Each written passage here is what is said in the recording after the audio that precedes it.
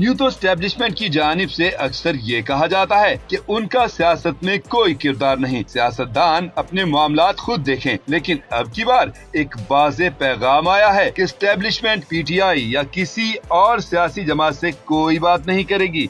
ये खबर दी है सीनियर सहाफी अंसार अब्बासी ने।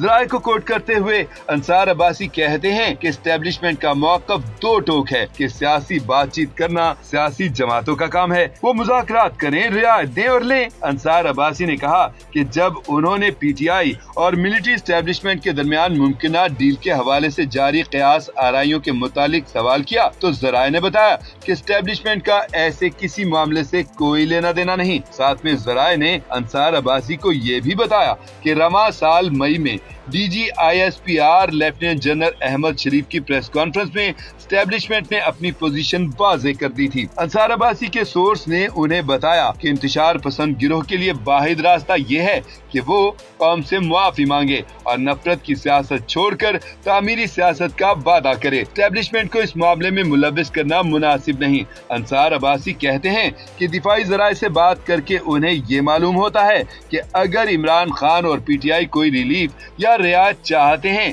तो उनके लिए एक ही रास्ता है कि वो सियासी जमातों बशमूल हुकूमत के नुमाइंदों से बात करें, ना कि एस्टेब्लिशमेंट या उसके सरबराह से। अब आप बताइए, आपकी इस पर क्या राय है?